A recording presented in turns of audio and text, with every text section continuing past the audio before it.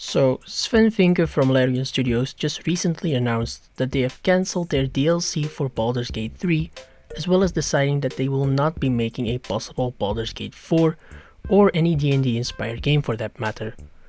I think anyone who played Baldur's Gate 3 agrees that DLC would have been lovely, so seeing that this definitively will not happen is a little sad. But after reading some reactions and takes on the news, I started asking myself the question: is this announcement good or bad? Once again, I found reasons justifying both sides, so let us take a closer look at the question: is not getting Baldur's Gate 3 DLC a good thing or not? Now, the easy and obvious side to take is the one saying that this is not good. And just to be very clear, there is no shame in that at all. I would have liked to see DLC, so let us go over those reasons first. A first reason is that we're getting less of that Baldur's Gate 3 goodness. This game was amazing and we all want to see more of it.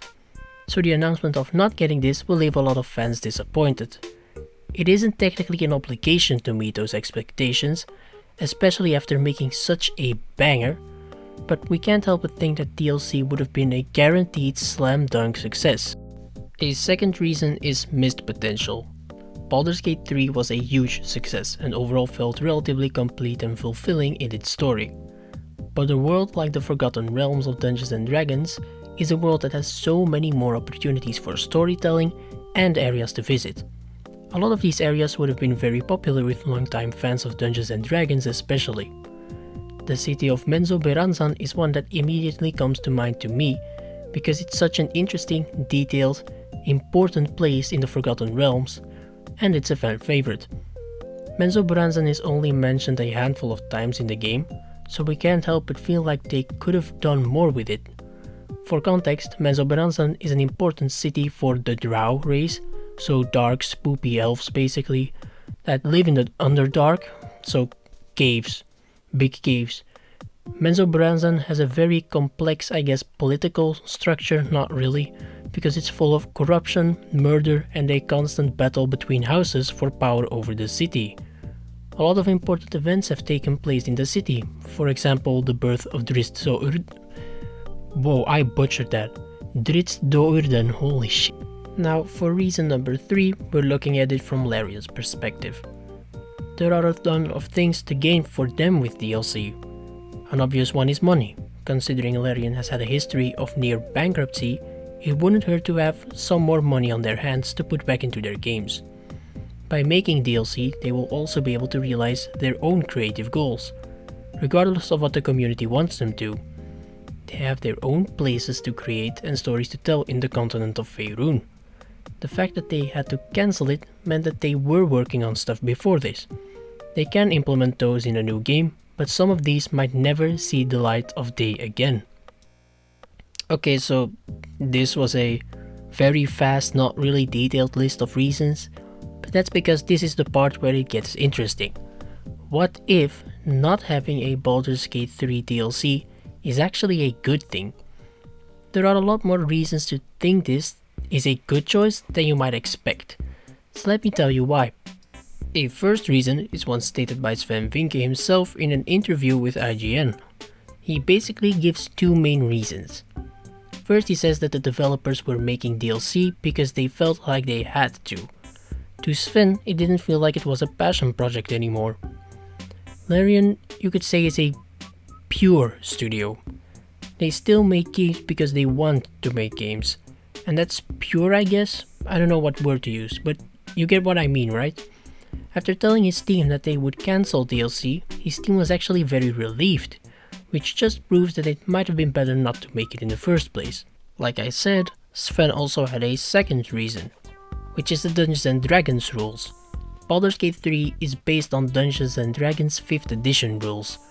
Now, Dungeons & Dragons is a game with infinite possibilities, but within certain restrictions. It's like a function in math. There is still an infinite amount of individual points, even when you have to stay within certain borders of the function. And I probably used completely wrong words because I'm not good enough at English. I don't really care though. You get what I mean. I think. Yes, I'm sorry, I still have math in my head because of exams. Anyways, There are a lot of things you can do in D&D, but there are still some things that are just not possible. You can try them though. Converting this into a game is brutally difficult. This already takes a lot of time, but there are also a lot of things that you might want to do, but you aren't able to. Or other things that you want to add from D&D, but are way too complex. These limitations are unfortunate, but that allows for a third reason. And that third reason is new IP. Sven said that they wouldn't be making Baldur's Gate 4, nor a new Divinity Original Sin game, so that probably means a new IP, and that's also very exciting. A new world without limitations, or at the very least custom limitations, that allows them to truly make everything they want to. Larian has proven that they are really close to perfecting their genre of turn-based RPGs. Or at the very least the closest we've ever gotten to perfection. And they are by far the ones that deserve to perfect it the most. But a game with 5th edition rules means less creative freedom. So does the world of Divinity Original Sin. So a new IP might be the way to go for Larian Studios. A fourth, less obvious reason is that it shows great character at Larian Studios in Ghent.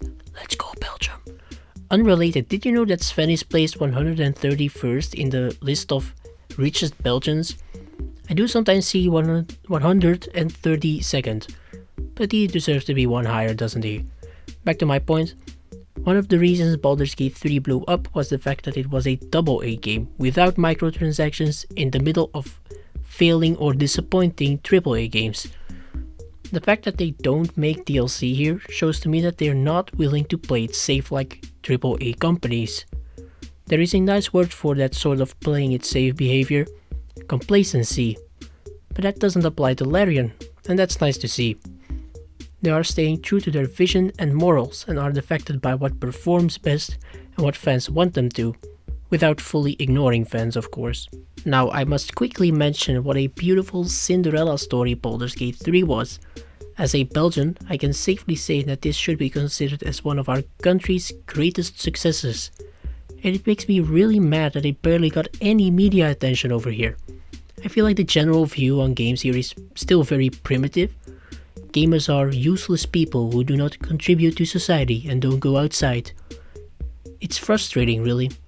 One of the big media outlets had an article about it winning Game of the Year, and it was as small as possible underneath an article 4 times the size about fucking oranges. Not even a fucking joke. It's so wild out here in Belgium, man. It's wild. Now, there are still a lot of things to look forward to for Baldur's Gate 3 fans. There will still be updates and hotfixes rolling out and blessing us all. According to the article, they are working on cross-platform stuff, so that's exciting for those who want to play with friends on different platforms. Regardless of there being DLC or not, we can't deny the fact that Baldur's Gate 3 is one of the best games ever made. And I will fully support Larian no matter what decision they make, and hopefully so do you. Before I end this video, let's talk about some stuff first. So no video last week because I had to study for exams like I mentioned earlier, and also it's in the description of the pirate video. Speaking of that goddamn video, I have to thank everyone for the support on that video because it definitely was something else watching that all play out while having to stay focused for exams. That video alone got more than double the views of all my other videos combined.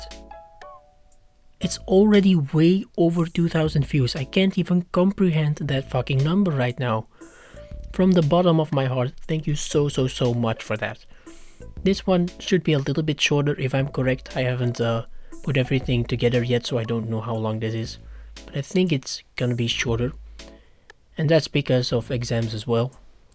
I've got some exciting and interesting things coming up, so stay tuned for those. Another interesting idea, well, it's a pretty generic idea now that I think about it, is just playing a game and giving commentary. No let's play series or anything, just playing a game and seeing what happens, you know. Anyways, after all that yapping, that leaves just one question. Do you think not getting this DLC is actually a good thing? You may always let me know by leaving a comment if you feel like it. And with that, I bid thee farewell.